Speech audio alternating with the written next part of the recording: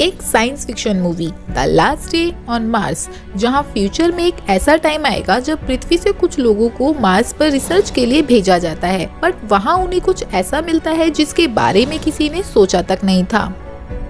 अब मूवी शुरू होती है 2040 में, जहां मार्स का पहला ह्यूमन मिशन भेजा गया है और उन्हें वहां 6 महीने हो चुके हैं और एक ही दिन बाद अर्थ के लिए वापस निकलना है। यहाँ अब हमें विंसेंट और लेन दिखाए जाते हैं, जो कि एक रॉबर से उनके एक और साथी किम को लेने जा रहे थे। तभी वहाँ एक बहुत ही बड़ा तूफान आ जाता है, जिससे किसी तरह बचते हुए वे किम तक पहुँच जाते हैं, जहाँ हम पाते हैं कि किम वहाँ पर मिट्टी के सैंपल्स ले रही है और उन्हें एग्जामिन कर रही थी, बट उसे उसमें कुछ नहीं मिलता, जहाँ वो काफी गुस्से में थी क्योंकि उनके क्रू को मार्स पर आए हुए रिसर्च करते हुए 6 महीने हो चुके थे, मगर उनके हाथ अभी तक कुछ भी नहीं लगा है। यहाँ इस मिशन पर टोटल 8 लोगों को भेजा गया था और यहाँ अब उन्हें मेन बेस स्टेशन, जो कि मार्स को ऑर्बिट कर रहा था, वहाँ से मैसेज आता है कि वे उन सबको लेने के लिए एक स्पेसशिप भेजने वाले हैं। अब मार्को कैप्टन से बाहर जाने के लिए कहता है, जहां कैप्टन उससे कहता है कि उसे अब बाहर जाने की क्या जरूरत है, जिस पर मार्को उन्हें बताता है कि साइट नंबर 9 का कामा सेंसर काम नहीं कर रहा है, इसलिए उसे उन्हें ठीक करने जाना होगा। जिस पर कैप्टन को थोड़ा अजीब तो लगता है,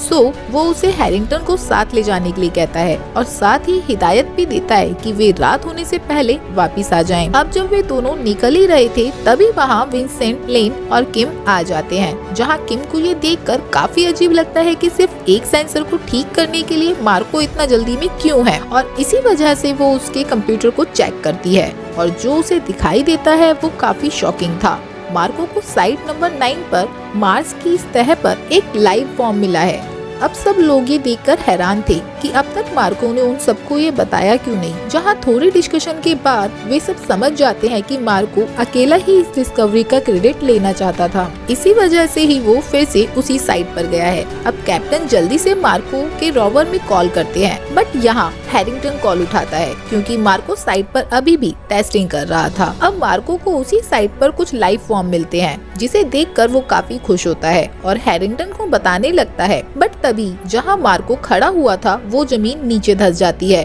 और मार्को वहां बने एक सिंक हॉल में गिर जाता है, जिसे देख हैरिंगटन जल्दी से वहां पहुंचता है और बेस को भी इन्फॉर्म कर देता है। उसके कुछ देर बाद कैप्टन एक क्रू मेंबर लॉरेन को लेकर वहां पहुंचते हैं, जहां लॉरेन क्योंकि मार्को से काफी क्लोज थी, वो हैरिंगटन पर गुस्सा करने लगती है कि उसने कुछ क्यों नहीं कहा और कहती है कि उन्हें जल्दी से इस सिंक हॉल में जाकर मार्को को बचाना चाहिए। जिस पर कैप्टन उसे कहता है कि ये सिंक हॉल काफी गहरा है और उसमें गिरने के बाद मार्को का बच पाना काफी मुश्किल होगा। इसके अलावा उसके पास इतने टूल भी नहीं है, सो पहले उन्हें बेस पर जाकर इन सब की जानकारी मेन बेस, जो कि मार्स के अराउंड ऑर्बिट कर रहा है, उन्हें देनी होगी और उसके बाद वे वापस आएंगे। बट लॉरेन उनसे कहती है कि वो जब तक वापस आएंगे वे यहीं रुकेगी और देखेगी अगर ये नीचे जा पाती है तो। अब कैप्टन और हैरिंगटन वापस से बेस पर आते हैं और फिर पहले बाकी के क्रू मेंबर और फिर बाद में मेन बेस स्टेशन को सब जानकारियां दे देते हैं, जिसके बाद से स्टेशन से उन्हें बताया जाता है कि वे टूल्स ले जाकर मार्को को ढूंढें और अगर उसकी डेथ हो गई हो तो उसकी बॉडी को रिट्रीव करें। जिसके बाद वे मार्को की इस लाइव फॉर्म वाली डिस्कवरी को पब्लिक कर देंगे।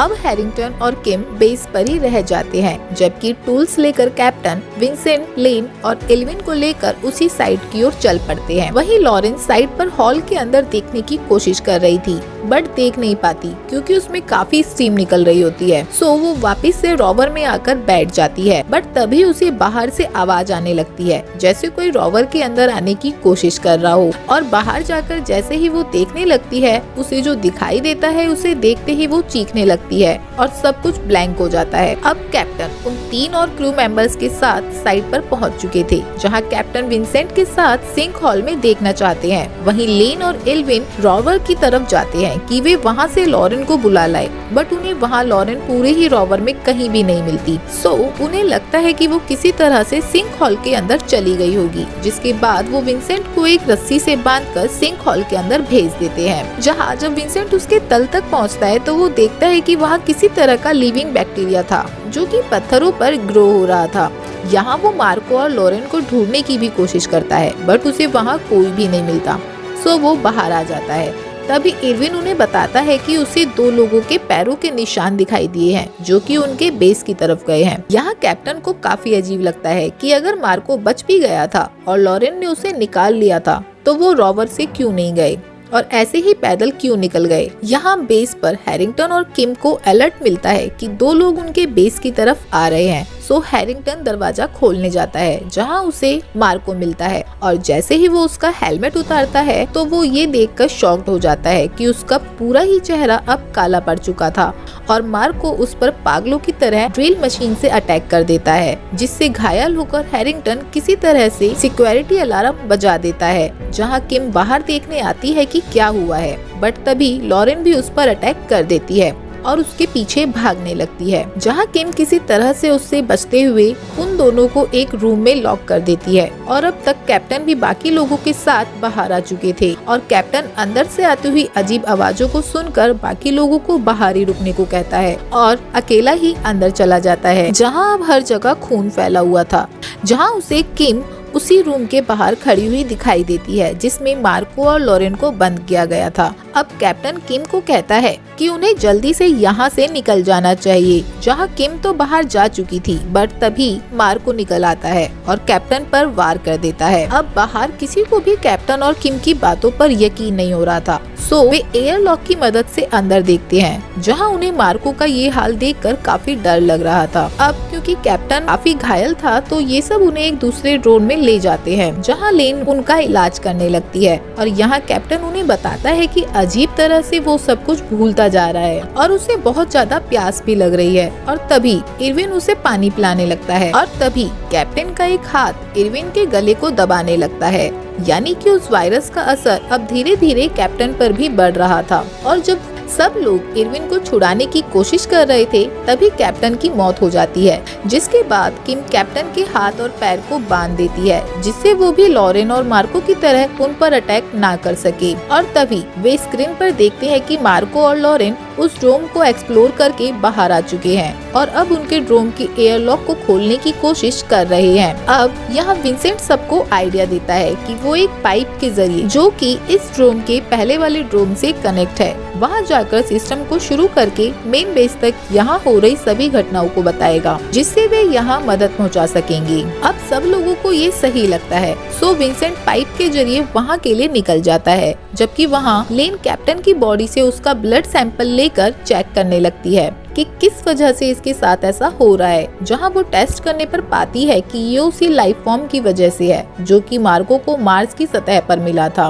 और यह ह्यूमन बॉडी पर कंट्रोल कर पहले सारी यादों को भुला देता है, फिर पूरी ही तरह दिमाग पर कंट्रोल कर लेता है। चूँकि इंसान हमेशा से ही पृथ्वी पर रहे हैं तो उनकी बॉडी दूसरे प्लेनेट के वायरस के लिए इम्यून नहीं हो पा रही, सो वे खुद से मॉडिफाई करके एक एंटीडोट बनाने की कोशिश करते हैं, जहां वे इसे ट्राई करने के लिए कैप्टन की बॉडी में इंजेक्ट करते हैं और वे पाते हैं कि ये काम कर रहा है, क्योंकि उसकी बॉडी में अब वायरस सेल्स डबल होना बंद हो चुके थे और वो थोड़ी चैन की सांस लेते हैं। वहीं दूसरी तरफ विंसेंट अब दूसरे ड्रोन में पहुंच चुका था, जहां वो सिस्टम को रिस्टार्ट करके मेन बेस तक मैसेज भेजने लगता है, पर उससे पहले ही सारी पावर डाउन हो जाती है और चेक करने पर वो पाता है कि हैरिंगटन, जिसे कि शुरू में ही मार्को ने चोट पहुंचाई थी, अब सिस्टम से छेड़छाड़ कर रहा था और वो भी उसी वायरस से इन्फेक्टेड हो चुका था। और तभी हैरिंगटन विंसेंट को देखकर उसके पीछे भागने लगता है, जहां मार्को और लॉरेन भी अब आवाज सुनकर उसी ड्रोन की ओर भागते हैं। बट बाकी के क्रू मेंबर्स एक आवाज करते हैं, जिससे वे वापस से उन्हीं के ड्रोन की ओर आ जाते हैं और किम एंटीडोट को गेट के ऊपर से ही उनके ऊपर स्प्रे कर देती है, जिससे वे वहीं गिर जाते हैं। वहीं विंसेंट भी भागता हुआ वापस से पाइप के जरिए ही इसी ड्रोन में आ जाता है, जिसके पीछे इन्फेक्टेड हैरिंगटन अब इस ड्रोन तक पहुंच चुका था। तभी किम हैरिंगटन का ध्यान अपनी ओर करके लेन और विंसेंट को बाहर जाने को कहती है। अब इरविन गेट पर था और उसे लगता है कि किम भी शायद इन्फेक्टेड हो चुकी है, सो वो किम को अंदर ही इन्फेक्टेड हैरिंगटन के साथ लॉक कर देता है। अब इरविन, विंसेंट और लेन उस ड्रोन से बाहर भागते हैं, जहां तड़पता हुआ इन्फेक्टेड मार्को लेन को जख्मी कर देता है। उसके बाद जख्मी लेन को लेकर विंसेंट और इरविन बाहर से एक रोवर लेकर भाग जाते हैं और थोड़ी दूर जाकर इरविन कहता है कि उनके इस रोवर में इतनी पावर नहीं है कि ये उन्हें लैंडिंग साइट तक पहुंचा सके, जहां कुछ ही घंटों बाद उन्हें लेने मेन बेस से शिप आने वाला है। तभी उन्हें याद आता है कि साइट 9 पर एक रॉबर अभी तक खड़ा हुआ है और उसमें काफी ज्यादा पावर भी है।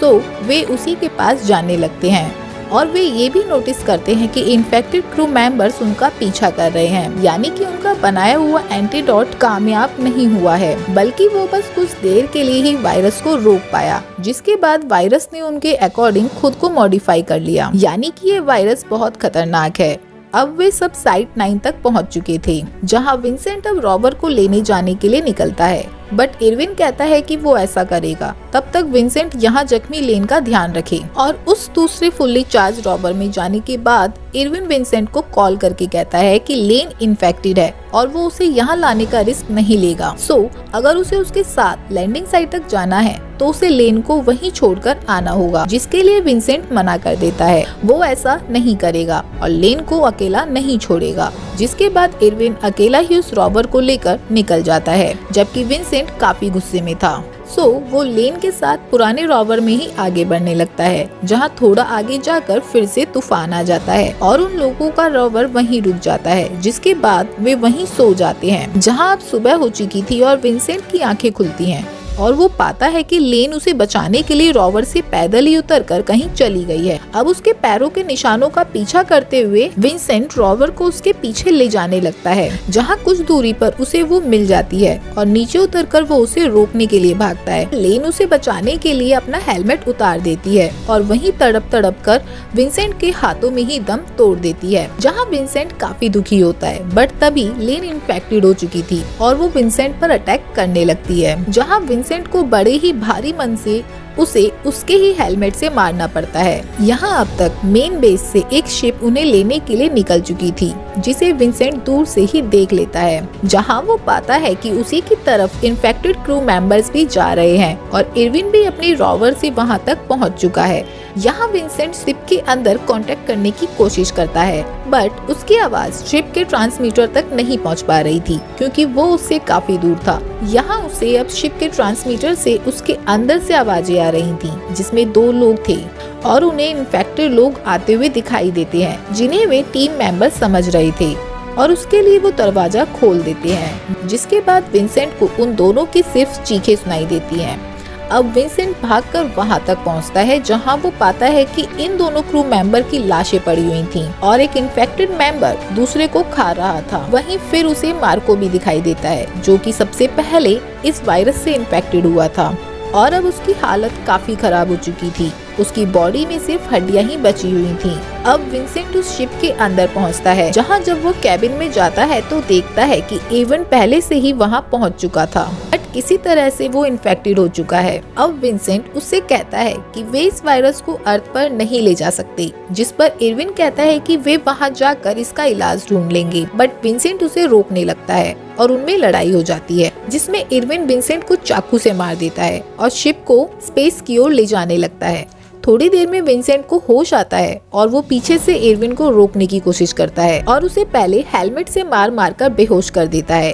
फिर उसे एयरलॉक की मदद से स्पेस में फेंक देता है, जहां अब तक इस शिप का फ्यूल भी बस कुछ ही मिनट का बचा था। जिसके बाद विंसेंट मेन बेस तक मैसेज भेजता है कि उनकी पूरी ही टीम मर चुकी है, एक ऐसे वायरस की वजह से जो कि मार्स से उनमें फैल गया था और इसमें उनके भेजे हुए 2 लोग भी शामिल हैं। और वो उन्हें बताता है कि इस शिप में भी अब कुछ ही मिनट का फ्यूल बचा है, लेकिन इसमें खाने का काफी सामान है, जिससे वेस वाले जब तक उसे बचाने के लिए आए वो जिंदा रह सकता है। बट वो ऐसा नहीं चाहता, क्योंकि शायद ये वायरस उसके अंदर भी मौजूद हो सकता है और उन्होंने पहले ही एक एंटीडोट बनाकर देख लिया, जो कि सिर्फ कुछ ही देर तक काम कर पाया था, जिसके बाद वायरस ने उसके अनुरूप खुद को मॉडिफाई कर लिया था। यानी कि कोई भी गारंटी नहीं है कि इसका कोई इलाज भी हो सकता है या नहीं।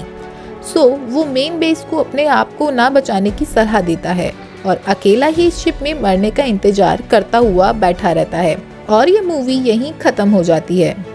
सो ये मूवी कैसी लगी कमेंट में जरूर बताएं और चैनल को सपोर्ट कर अपना प्यार दिखाएं। Thank you.